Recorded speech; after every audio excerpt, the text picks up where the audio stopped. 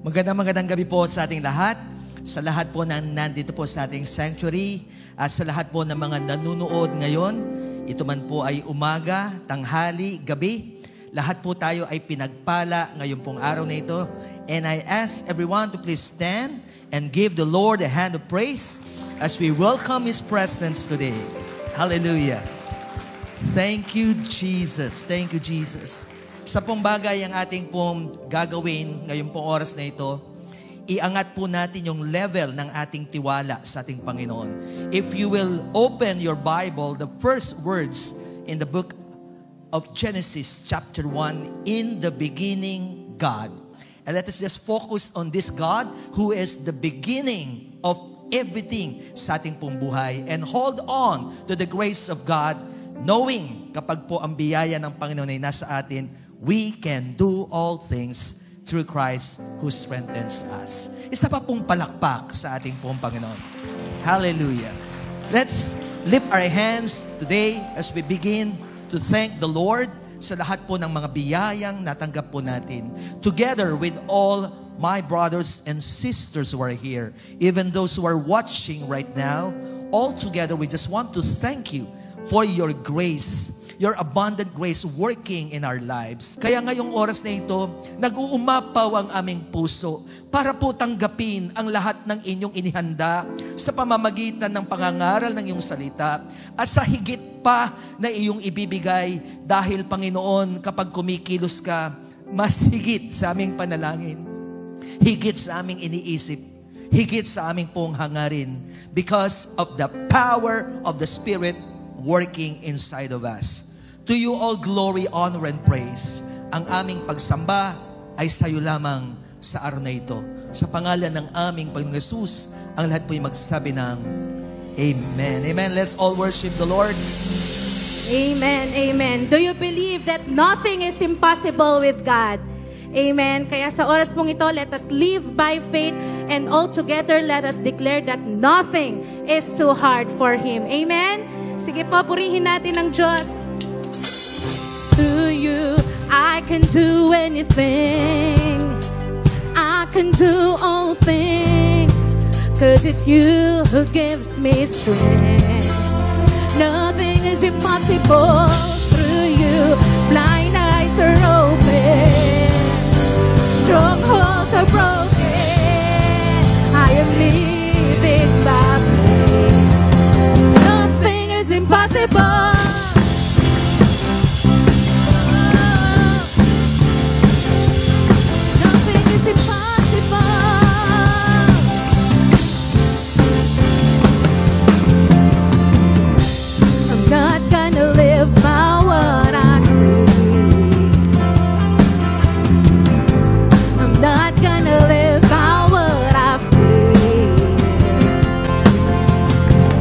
Deep down I know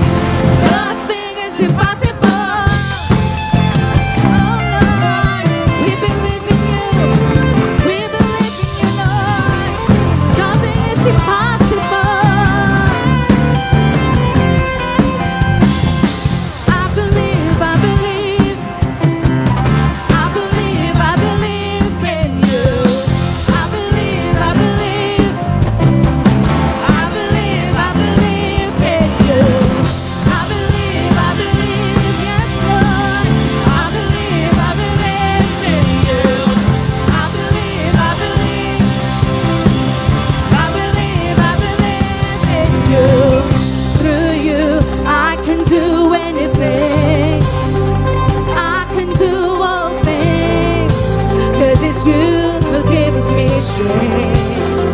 Nothing is impossible through you. Blind eyes are open, strongholds are broken. I am living by faith. Nothing is impossible through you. I can do anything. I can do all things. 'Cause it's you who gives me strength. Nothing is impossible through you. Blind eyes are open, strongholds are broken. I am living by faith.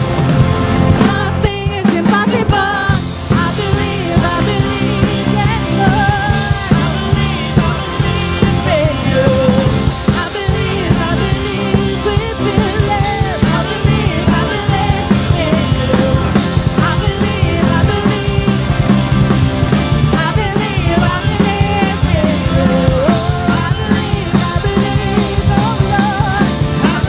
I believe in you.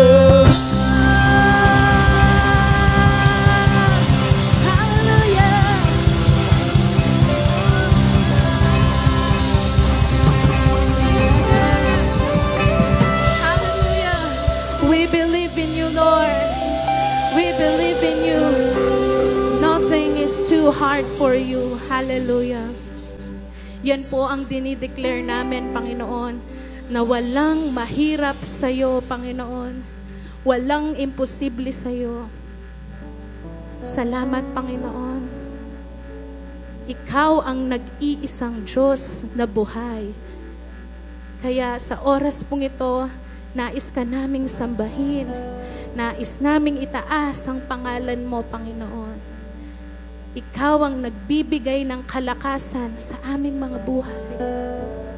Kaya po kami naririto dahil sa inyo, Panginoon. We want to worship you, Lord. We want to worship you, Lord. Hallelujah. Ikaw ang aming naisin. Ikaw ang aming kailangan, Panginoon. Worship you.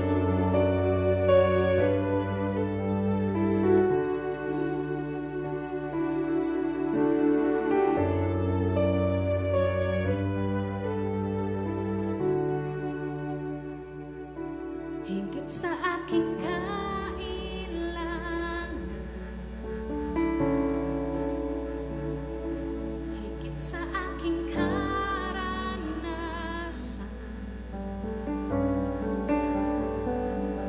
higit sa aking isipin, ay kaya mong gawin. Higit sa aking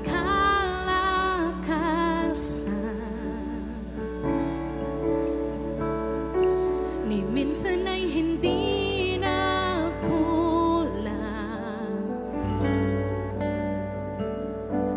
Higit sa aking isipin, ay kaya mong gawin. Bawat araw ko ay hawak mo, di mangangamba sa piling mo. Walang mahirap sa'yo. Walang mahirap sa'yo. Ikaw ang Panginoon na makapangyarihan. Walang mahirap sa'yo.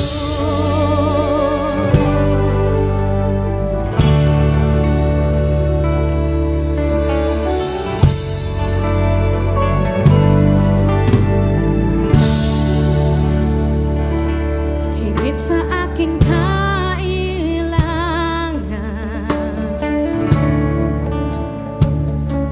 higit sa aking karanasan,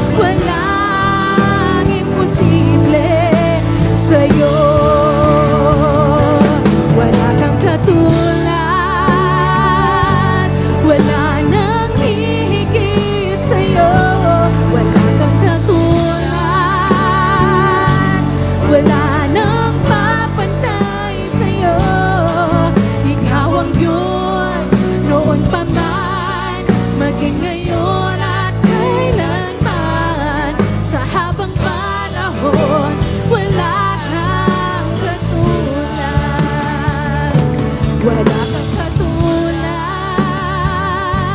wala nang hihigit sa'yo.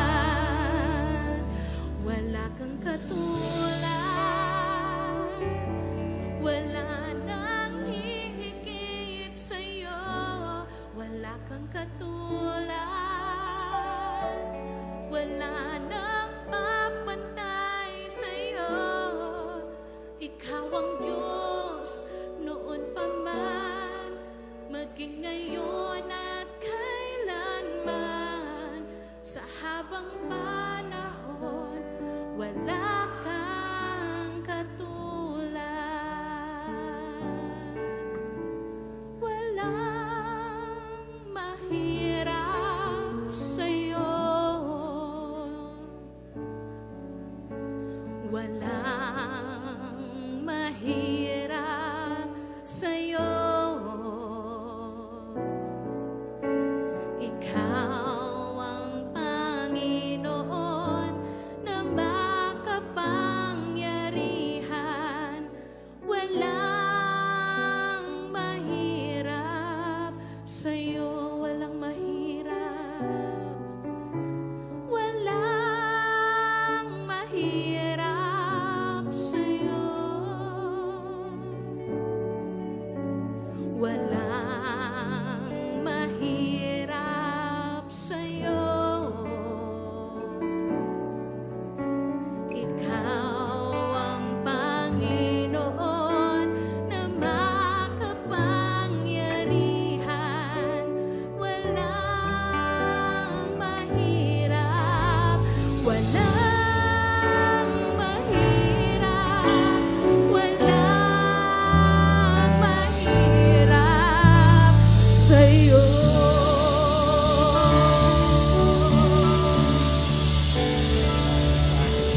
Yes, Lord. Yes, Lord. Hallelujah. Thank you, Jesus. Hindi lang po natin inaawit po yung walang mahirap sa Panginoon. Yan po'y nararanasan natin araw-araw. Amen. Kaya ngayon pong oras na ito, pakitignan po yung mga katabi po ninyo. Pakisabi nga sa kanila, walang mahirap sa Diyos. At ngayong oras na ito, habang yan po'y laman ng puso natin, can we just roam around and let us greet one another? Let's express God's love to everyone. Hallelujah.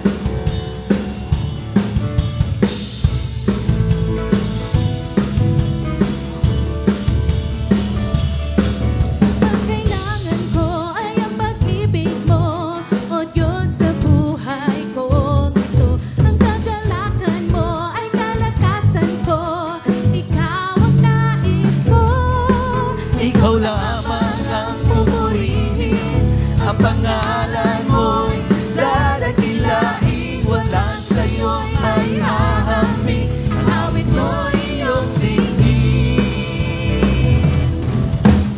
Langit ang aking nadarama, sa tuwing kapiling ka, Ang puso ko'y sumisigla kapag sa'yo'y sumasama. langit ang aking nadarama, sa tuwing kapiling ka, Ang puso ko'y sumisigla kapag sa'yo'y sumasamba.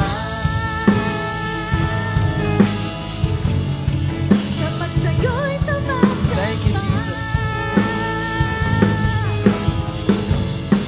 Kapag sa'yo'y sumasamba.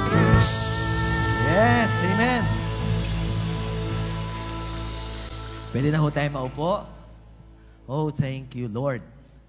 One of our expressions of love to the Lord and to His church ay yung ating pong paghandog sa ating Panginoon. Pwede po bang yumuko tayo muli at tayo po'y manalangin sa ating pagkakaloob?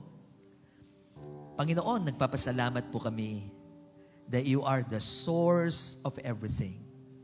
Salamat, hindi ka nagkukulang sa aming pong buhay.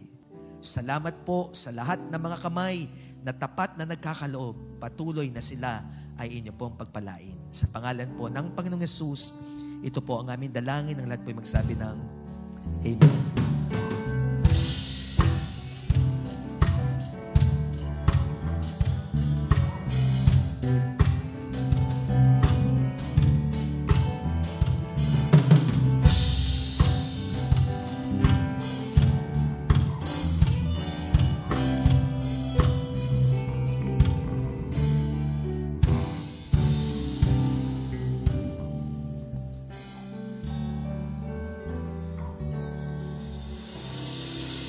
Very important announcement po. Next Wednesday is our 7 last words po. Preaching po yan. Kaya ang gawain po natin ay mas maaga. Hindi po siya 6:30. We will start at exactly 6 p.m. At yung pong hindi po makakapag-attend ng Wednesday, we still have our 7 last words po ng Friday. Kaya lang po, it will be online na po. Wala po tayong gawain po ng Friday dito.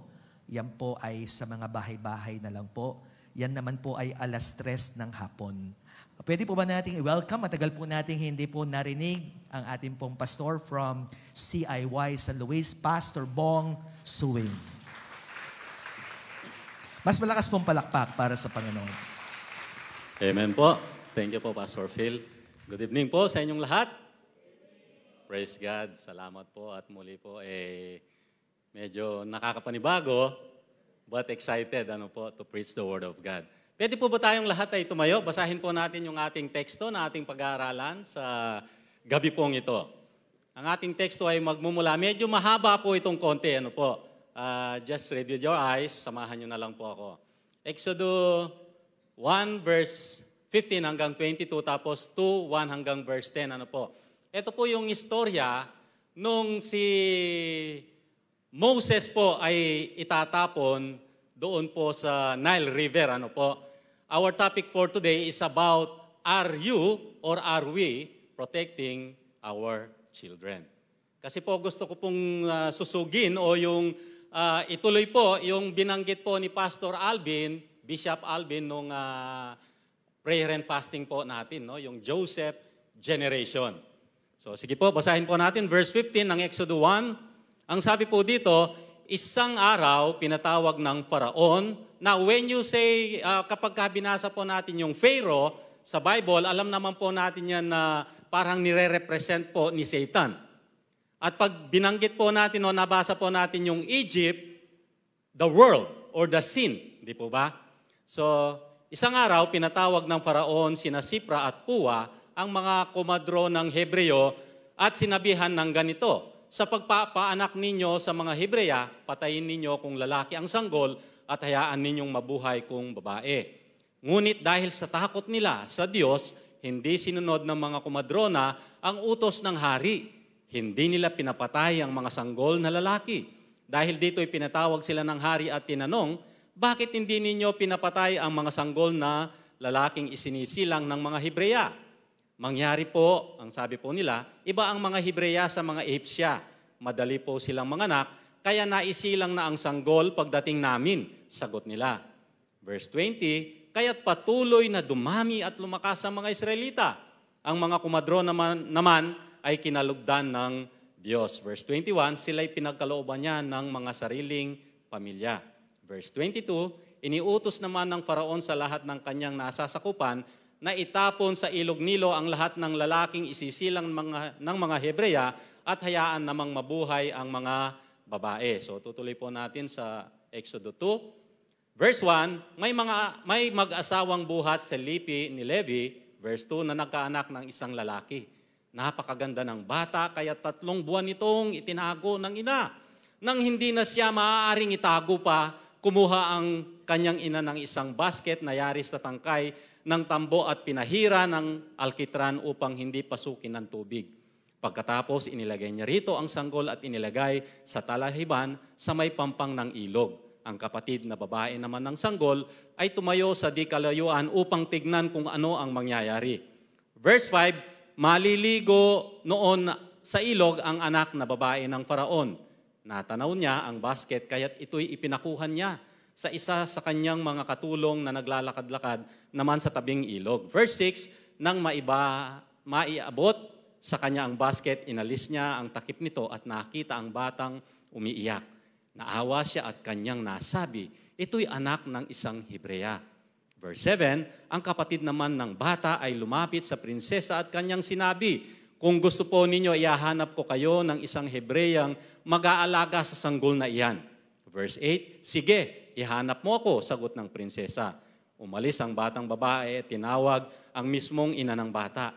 Nang dumating ito, sinabi ng prinsesa, alagaan mo ang sanggol na ito at uupahan kita. Kinuha ng ina ang sanggol at inilagaan.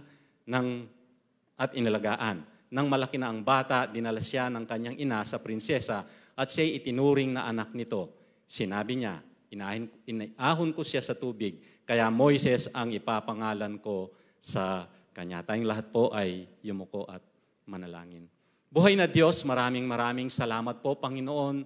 Minsan pa, O Diyos, isang napakalaking pribilehiyo po, O Diyos, na maipangaral ang banal mong salita. And Lord, we ask for your forgiveness, Panginoon, sa lahat po ng aming mga pagkukulang, sa lahat po ng aming mga pagkakasala. And Holy Spirit, take full control of this service, Lord God, and speak unto our hearts, O God, kung ano po yung nais po ninyong iparating po sa amin, Panginoon. Salamat po muli, O Diyos, pinagpala nyo na po ang banal mong salita. In Jesus' name we pray, and everybody will say, Amen. Hallelujah. Sige po, you may be now seated in the very presence of God. Hallelujah. So our topic for today is, are you protecting your children?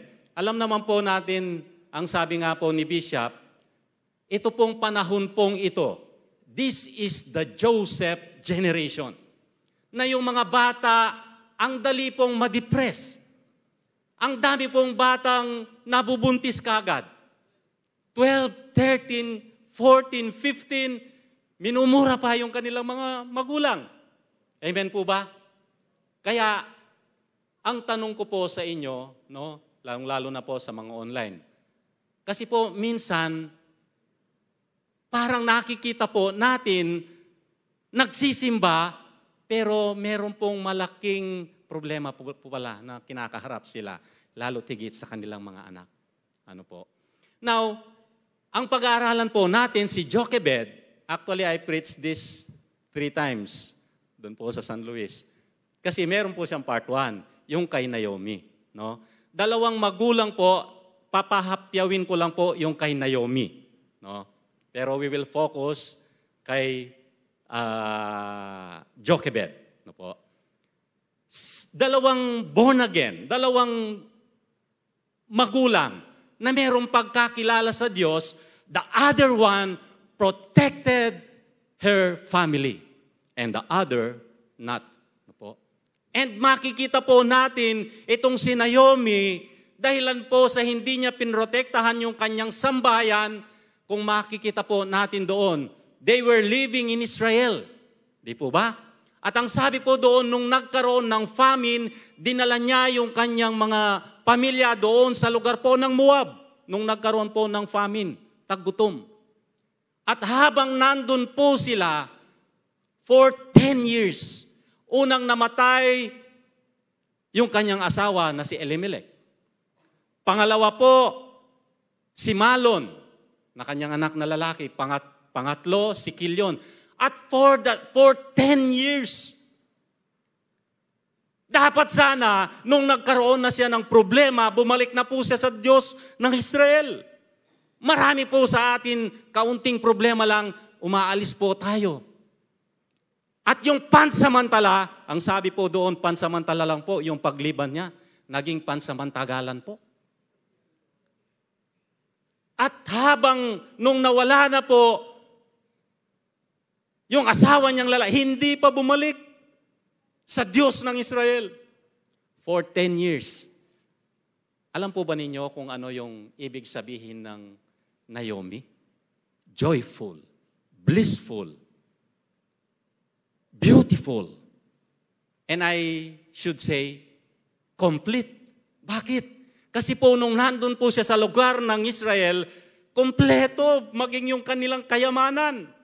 Pero kung mapapansin po natin, pagbalik niya, ang sabi po niya, huwag niyo na lang akong tawaging Naomi. The beautiful, the complete, the blissful, the joyful. Tawagin niyo na lang akong Mara. No? We will be talking about 5 bagay, no po, no? The testing. Ano po ba yung pagsubok ng mga magulang noon? Si Jochebed. Kasi dito po makikita po natin, si Naomi, hindi niya po pinrotektahan yung kanyang pamilya, yung kanyang mga anak. And she lost everything, maging yung kanyang kayamanan, maging yung kanyang beauty. No? Nakakapangit po pala pag wala ka sa presence ni Lord. Pero itong isa, si Jochebed, no po, na ang ibig pong sabihin means the glory of God. And tunay nga po na nagbigay po siya ng glory sa Diyos. Kung babasahin po natin yung Hebrews 11 verse 23, dahil sa pananampalataya, ang sabi po doon, ang magulang ni Moises, si Jochebed at saka si Amram, ay hindi natakot na sumuway sa utos ng Faraon. Nang makita nilang maganda ang sanggol, itinago nila ito sa loob ng 3 buwan. So nandun po yung kanilang pangalan doon sa mga man and woman of faith, doon po sa Hebreo no po. Now, 5 bagay po yung gusto ko pong i-topic sa gabi pong ito. The testing, yung pong pagsubok ni Jochebed at ng ibang mga magulang. Pero alam po ba ninyo, na lahat po ng mga magulang noon, they are crying. Why? Kasi po lahat pinatay yung kanilang mga anak. Nagkaroon po ng bawat bahay, meron pong namatay na mga anak. Nagsipagtangis po sila. Pero isa lang pong magulang yung nanatiling nagre-rejoice. Si Jochebed. Why? Kasi po nag-stand siya sa kanyang faith. Even it will cost her life. Basta makasunod lang siya sa Diyos. Pangalawa, the tears. Yung pong pagtangis po nila, no? Pangatlo, the teaching. No? Mamaya ko na po i-explain. Pangapat, the trusting. And then panglima, the triumph. Dito po sa panglima, grabe po yung nangyari sa buhay po ni Jochebed. No? The testing. Ano po yung pagsubok sa kanila? Siguro alam nyo na po. Kasi bawat isa po sa kanila, papatayin po yung kanilang mga anak. Parehas po nung panahon po ng Panginoong Yesus, di po ba? Yung 2 years old below, talagang papatayin po yan sila. Recently po, ang biyahe ko po is Israel. Alam nyo naman po, nakikita nyo sa TV, na yung mga Hamas, nilusob po nila yung mga Israelita, hindi po ba? Mga Israelites. At meron pong isang instance po doon na napanood ko po, meron po akong napanood. Yung isang buntis na babae, hiniwa po yung kanyang tiyan, pinatay yung fetus. Ganun po sila kapassionate. Ganun po sila talagang, alam po ninyo, tumawag pa siya, yung pong pumatay na yon. Sinusunog pa po nila ng buhay yung pati mga bata. Ganun po talaga nila, gusto po talaga nilang ma-eradicate. Tumawag pa po itong pumatay na ito, doon sa kanyang mga magulang sa Palestinian, Dad, I am a hero. Anyway, ang sabi po dito, narinig sa Rama ang pananangis na malakas na panaghoy. Ito po kasi yung sa Matthew 2 verse 16, nung papatayin po, pinatay po yung mga 2 years old below, ano po, yung kanilang panangis. Tayo rin po, ano po yung mga pagtangis po ng mga magulang ngayon? Yung mga kabataan, 12, 13 years old, 15, kahit saan, hindi lang po sa Pilipinas, nabubuntis. At ito po, hindi ko alam kung meron kayong kilala. Kami po doon sa San Luis, merong isang anak minumura yung kanyang magulang. Ang dami pong cases na ganyan. Yung iba, i-break lang po ng kanilang mga girlfriend o boyfriend, no po, nagkahiwalay lang, nagpapakamatay. The Joseph generation na binabanggit po. Now, two reasons why the parents during that time lost their children. Ano po? Number one, because they agree, believed, and give up on Pharaoh's edict. Pinaniwalaan po nila kung ano po yung edict o yung utos ni Pharaoh. Now, mga magulang, dapat po meron tayong tatlong bagay na palagi po nating tinatanong sa ating mga sarili, yung tatlong letter P. The first P is yung people, places, and practice. Tanungin po natin ang ating mga sarili bilang isang magulang, sino yung kasama ng aking mga anak, ng aking anak? Kapag ka mabisyuya po itang kayabe na, yun na po patok yan ka rin. Huwag nyo na pong ipasama.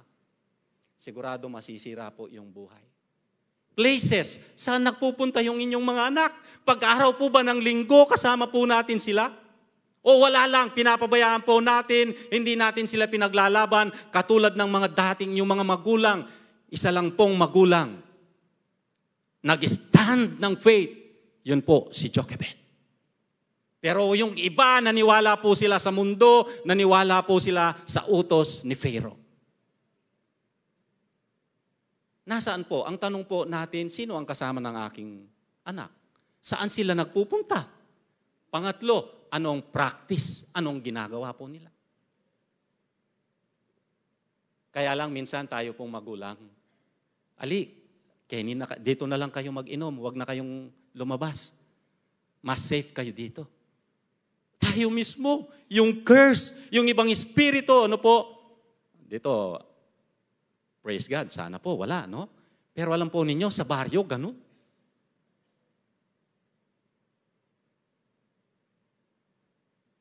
Tapos, magdamag yung mga anak, pinababayaan ano ba yung mga laro nila? ML, kung ano-ano pa yan, no po? Tapos, pagdating ng linggo, hindi nila maisama sa church. Nung maliit po si Joshua, ano po, yung anak po namin, siguro 7 or 8, hindi ko na po masyadong nandun po siya sa kama, Sunday, that was Sunday, naligo na si Pastora, palabas, ako nakabihis na, palabas sa banyo si Pastora, si Joshua naglalaro pa, no, ng PlayStation, ano ba yung tawag doon? Yung maliit, PSP ba yon? PSP, no?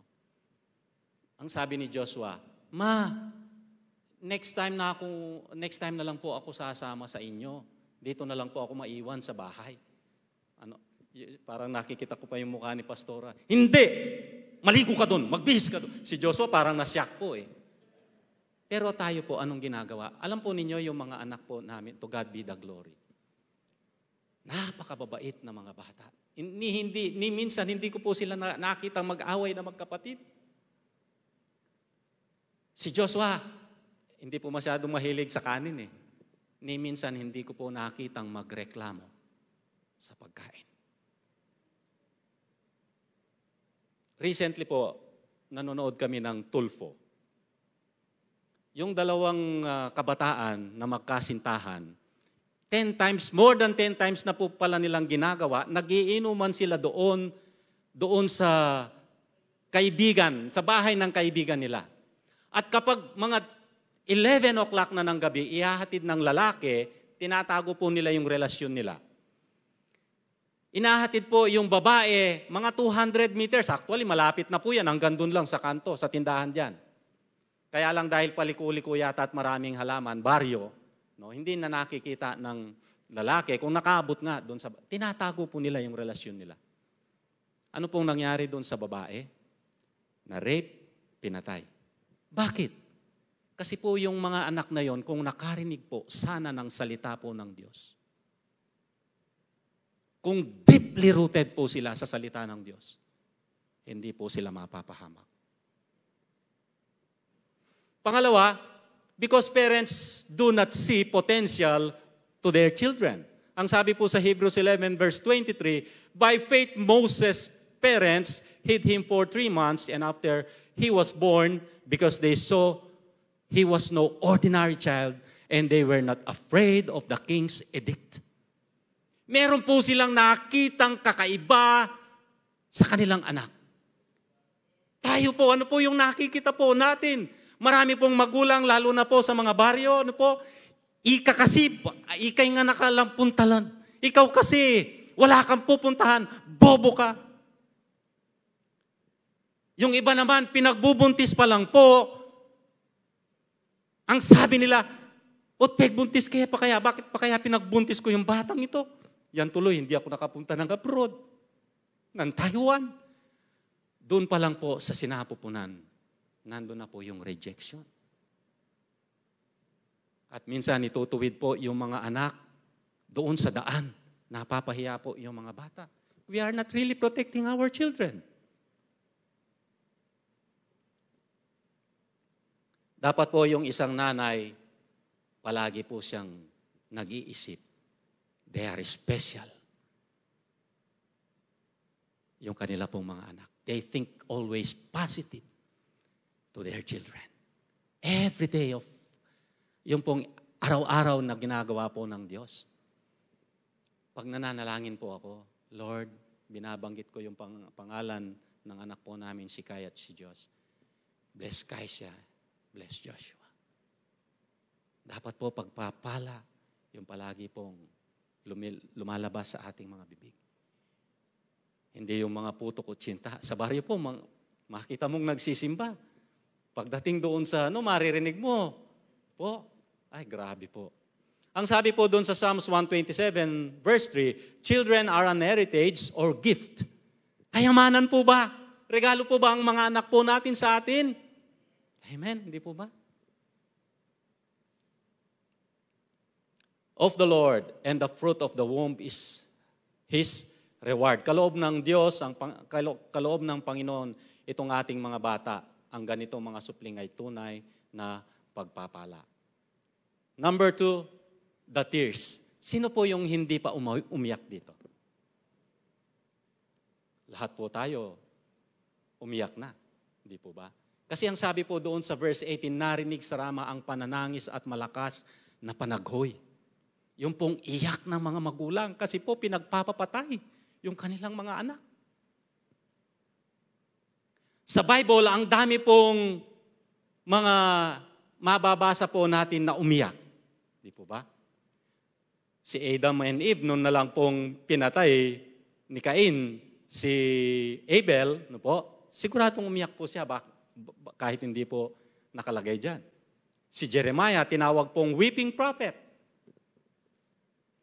Si King David, kahit napakasama po ng kanyang anak, pero ano po ang sinabi niya? Oh, Absalom, Absalom, Absalom, my son. Tumangis po si King David nung namatay po si Absalom. Si Peter, hindi po ba ang sabi po sa Matthew 26 verse 29, he went out and wept bitterly. Maging ang Panginoong Yesus, Jesus wept. Pero ano po ba yung sinasabi sa Bible? Patungkol sa ating pagluha. Alam po ba ninyo, in the Old Testament, meron po talaga silang ina-hired na mga tumatangis. Amen? Alam po ba ninyo yon? Umiiyak po, tumatangis. At meron po silang, actually, tinignan ko po sa YouTube, meron pong tinatawag po nila itong tears o tear battles or tear catcher. Yung pong palang tigatangis, bawat patak ng kanilang luha, inilalagay po nila sa botelya para maging memories, maging alaala po nung nawala nila. Alam po ba ninyo, ano ang sabi ng Diyos sa Bible? Psalms 56 verse 8, you keep track of all my sorrows, you have collected all my tears in your bottle, you have recorded each one in your book. Tatlong bagay po yung binigay dyan. God collect our tears. Kapag umiiyak po tayo sa Panginoon, yung pong puso mo umiiyak sa Diyos. Ang sabi po dyan, God collected all my tears. Lord, ang sabi niya, you have collected all my tears into your bottle. Pangalawa, you have recorded each one in your book. Meron po pala tayong accountant sa bawat pagtangis, bawat pagluha po natin. Nakikita po at nakikita po ng Diyos yung ating pong mga pag-iyak sa Kanya. At ang sabi po dyan, God keep track of all our sorrow. Baka sa mga oras pong ito, meron po kayong iniiyak sa Diyos, lalong-lalo na po yung ating mga anak.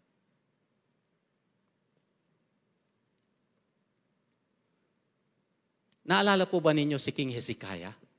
Nung nagkaroon po siya ng karamdaman. Ang sabi po ni Prophet, sino ba yun? Elijah ba yun?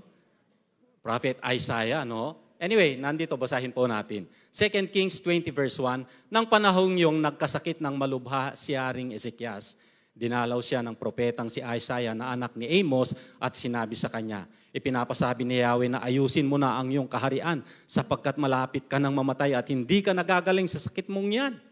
Imagine, pagsabihin sa iyo ng doktor, hindi ka nagagaling. Ano po kaya yung pwede nating gawin? Ang sabi po dito, verse 2, humarap si Haring Ezekias sa dingding at nanalangin kay Yahweh. Alalahanin po, sana ninyo Yahweh, na namuhay akong tapat sa inyo. Buong puso ko pong ginawa ang lahat ng bagay ayon sa iyong kagustuhan at buong kapaitang umiyak si Ezekias. Verse 5, ang sabi po dito, go back and tell Hezekiah, this is what the Lord, the God of your father David says, I have heard your prayer and seen your tears. I will heal you. When there is no hope, there is hope in our God, and His name is Jesus. Kanino ka pa pupunta? Sinabihan ka na ng doktor. Pwede ka lang pong pumunta sa Diyos na pwedeng gumawa ng himala na walang mahirap sa Kanya. Kanino ka pa pupunta? Sinabihan ka na ng doktor. 2 months ka na lang. 3 months ka na lang. Pero alam po ba ninyo, meron tayong Diyos na gumagawa ng himala. Amen? Hallelujah. Purihin po ang Diyos. Palakpakan tayo po, Lord. Anyway, dadako na po ako pang number 3. The teachings. Ano po? Doon po sa Exodus 2 verse 6 to 10, yung pong binasa natin kanina, Pharaoh's daughter said to her, take this baby and nurse him for me. Nurse means to discipline, to teach, no po, to raise. And I will pay you. So the woman took the baby and nursed him. Sa wikang Tagalog po, sinabi ng prinsesa, alagaan mo ang sanggol na ito at uupahan kita. Kinuha ng ina ang sanggol at inilagaan. No po.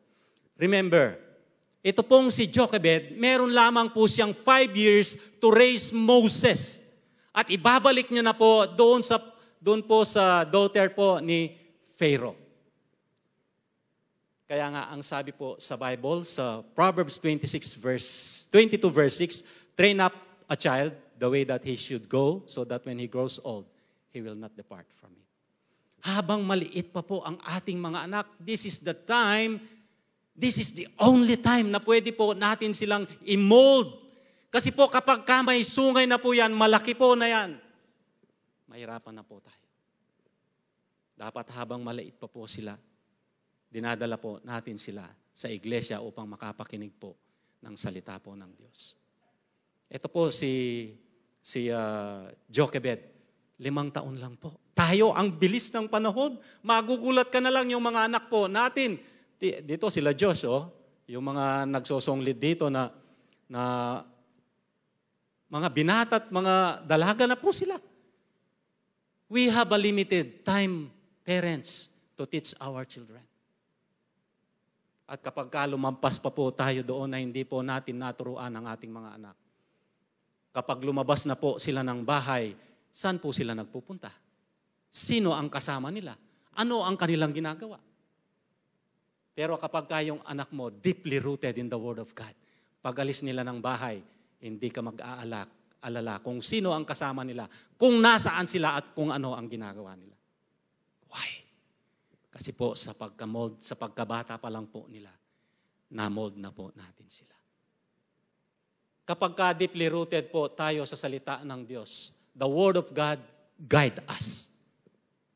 The Word of God guard us. The Word of God grows us. It gives us growth.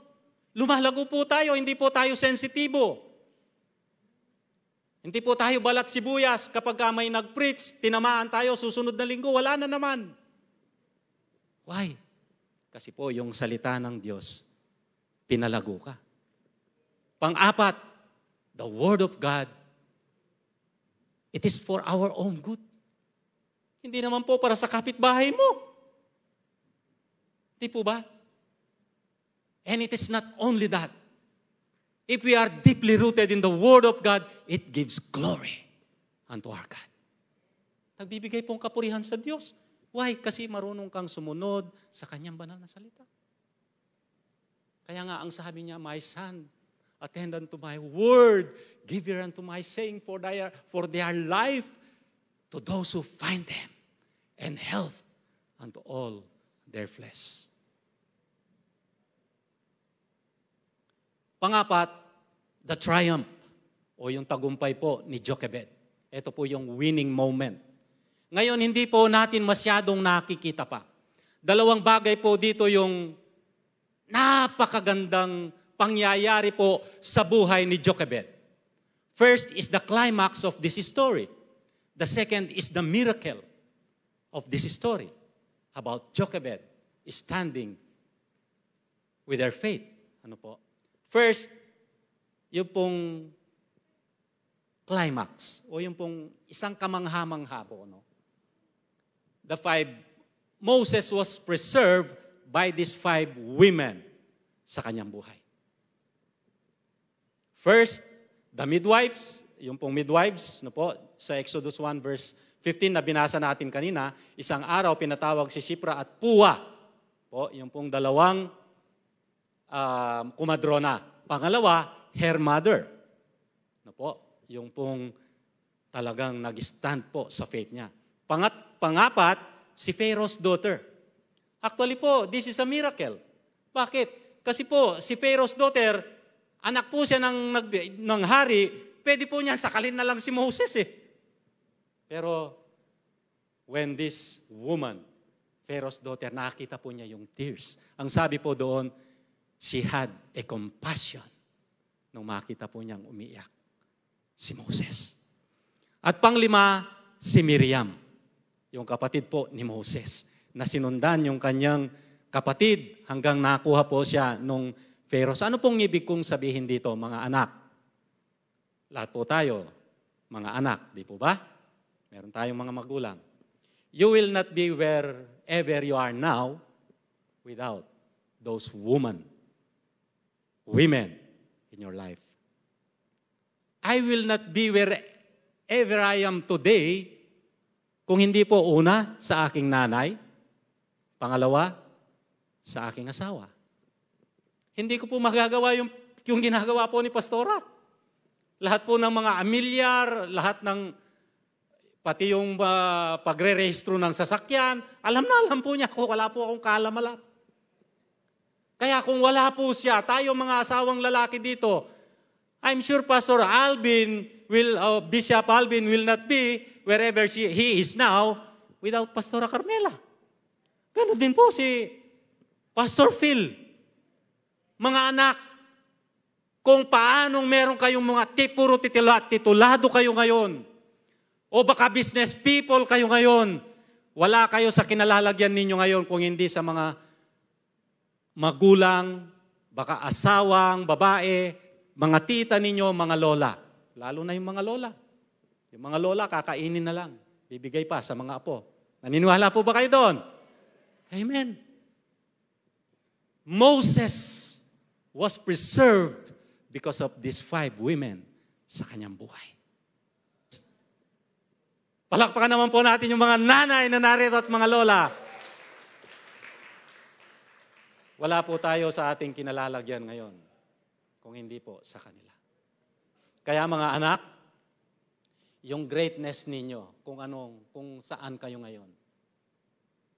Kung licensed doctor man kayo, engineer or whatsoever, business people, you will not be wherever you are now without the woman in your life. Kung wala po sila, wala po tayo ngayon sa kinalalagyan po natin. Kaya mamaya, pag may trabaho kayo, ilibre nyo naman yung inyong mga magulang. Kahit saan lang, kahit sa Jollibee lang. Amen? Dapat napapasalamatan po natin at yung ating mga asawa, mga magulang na babae.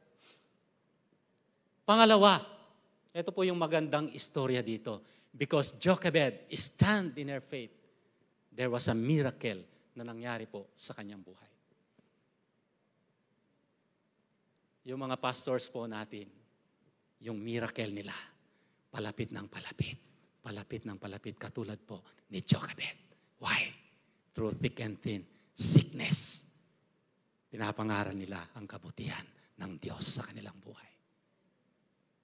Number 1, miracle po. Imagine po ninyo, lahat pinatay yung mga anak po nila. Ang isang nabuhay lang po, si Moses. Ito pang maganda. Hindi po akalain ni Jochebed na babayaran pa siya. Siya pa yung nag-alaga sa sariling anak. What a miracle. What a God we serve. If you will only stand with your faith, God will do a miracle. Katulad po ni Hezekiah. Panginoon ang sabi niya, di po ba naglingkod ako sa iyo ng tapat? Hindi pa po natapos manalangin si Hezekiah. Bumalik na po, pinabalik na po si Prophet Isaias. Bumalik ka, sabihin mo sa kanya, pinagaling ko na siya. Ngayon, paano naman kung wala kang paglilingkod sa Panginoon? Paano mo sasabihin, Lord, namuhay ako ng tapat sa iyo? But it's not yet too late. Pero alam po ba ninyo, God is full of grace. Hindi po sa mga ginagawa natin. Napakabuti po ng Diyos. Punong-puno ng habag. His mercy, ang sabi po ng Bible, reacheth unto the clouds.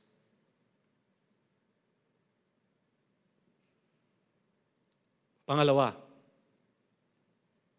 Moses became the leader of Israel.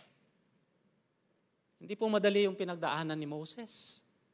Biruan mo, aalis ka doon sa comfort zone mo, yung kayamanan, tapos mamumuhay ka ng isang hampas. Hindi naman po siguro hampas lupa, pero yung pong kahirapan, no? Pero dahil meron po siyang isang nanay na nag-stand sa kanyang faith, Moses became the leader of Israel. Pangatlo, last po, Moses was the one of the author in the Bible na hanggang ngayon pinapakinabangan po natin. 5 book po. Genesis, Exodus, Deuteronomy, Leviticus, and the book of Numbers. Bakit? Kasi po merong isang nanay, merong isang magulang na ipinangaral na merong Diyos ng Israel. My question to you now is, are you protecting your children? Dinadala po ba natin ang ating mga anak sa bahay-sambahan? Nasaan po sila ngayon? Sino po yung kasama nila ngayon? Ano po yung ginagawa nila? Remember, pag pinakawalan na po natin yan, pag wala na po yan sila sa loob ng bahay, nandun na po sila sa labas, hindi na po natin alam kung anong ginagawa nila. Kaya kung hindi po talaga deeply rooted po sila sa salita ng Diyos, no doubt, 13, 14, 15, yung iba nabubuntis na po. Bakit? Tayong mga magulang po, hindi po kasi natin sila dinala sa bahay-sambahan. Tayo pong lahat ay tumayo. Pwede po ba nating awitin yung, hindi ko alam kung pinractice nila? The God I know, righteous and holy, I know, righteous and holy. The God I know, He is faithful and He is true. Yes, oh God. Salamat, Panginoon, meron kaming tapat at buhay na Diyos. Salamat, Panginoon. Ikaw ay Diyos na makapangyarihan. Pwede po kaming lumapit sa iyo, Panginoon. Pwede po kaming tumangis. Pwede po kaming umiyak sa iyo, Panginoon. For you collected our tears, Lord, in thine battle, O God. Salamat, Panginoon. Salamat po, O Diyos. Hallelujah, Lord. Thank you, O God, for the peace that you are giving us. Salamat po, Panginoon. Hallelujah. The God I know, your heart beats within me. As you are, so are we. Hallelujah, Lord. Hallelujah.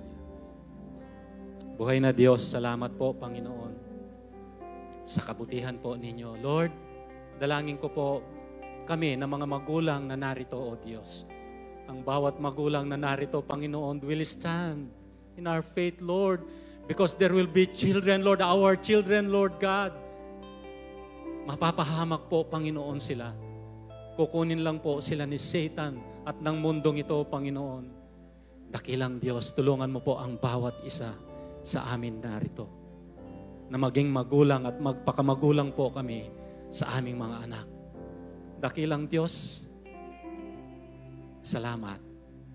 Holy Spirit, we just want to thank you, Lord, for your mighty presence. Tabihan mo po, O Diyos, Espiritu Santo, ang mga kapatiran na narito, Panginoon. Sa mga oras na ito, alam ko po, O Diyos, meron silang iyak, pagtangis, Panginoon, sa kanilang mga puso, Panginoon. Pero katulad ng aming pinag-aralan, Lord, you are our accountant, Lord. Sinusulat mo, Panginoon. You record all our tears, Panginoon. You even collect our tears, O God, into thine battle, O God. Dakilang Diyos, salamat, Panginoon. Salamat. Meron kaming Diyos na katulad mo. Hindi ka katulad ng Diyos sa mundong ito. Ang sabi po sa Book of Psalms, Lord, there are many gods in this world, and yet they are only idols. Pero ikaw na aming Diyos, Diyos na buhay. Ang Diyos ni Jochebed, ang Diyos ni Moses, na gumagawa po ng himala. Salamat po muli, Panginoon. Once again, Lord, maingat po naming ibinabalik lahat ng parangal, papuri at pasasalamat sa tanging pangalan ng aming buhay na Diyos. In Jesus' name we pray, and everybody will say, Amen and Amen. Amen, amen. Wow. Praise God. Sige po, malakas po palakpak. Thank you, Jesus. Hallelujah.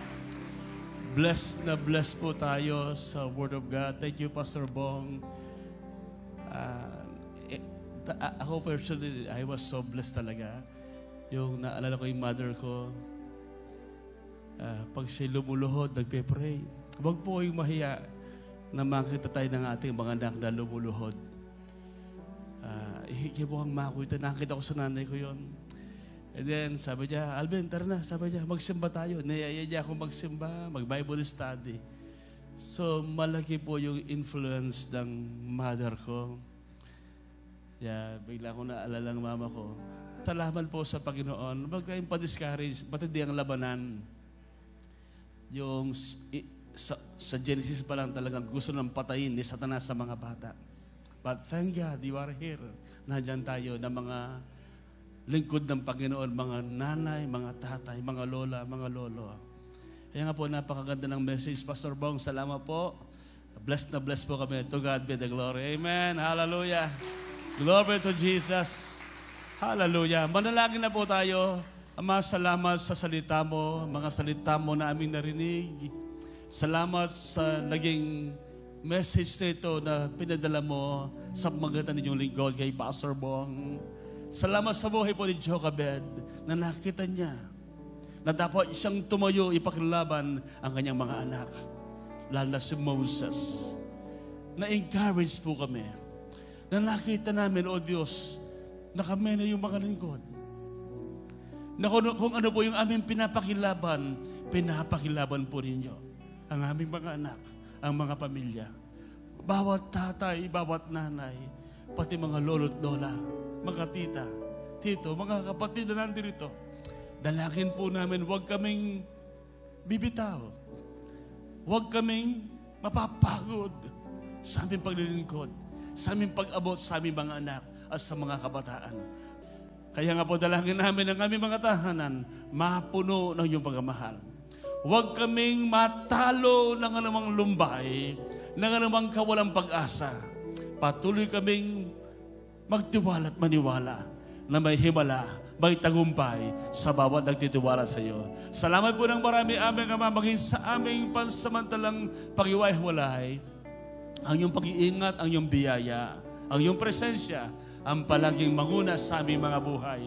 Maging yung mga nasa online, Father God, I declare your grace and favor upon their lives. Father God, we thank you tonight and we give you all the glory. In Jesus' mighty name we pray. And everybody will say, Amen, Amen, Hallelujah. Praise God. Love you all. Shalom.